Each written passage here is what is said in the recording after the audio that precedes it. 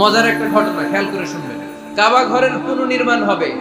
এখন কাবা ঘরের নির্মাণ শেষ, ওই হাজর আসাদ পাথর নিয়ে এটার কর্নারের মধ্যে সেট করা হবে। কিন্তু কে রাখবে? কারণ হাজর আসাদ তো যেন তেন পাথর নয়।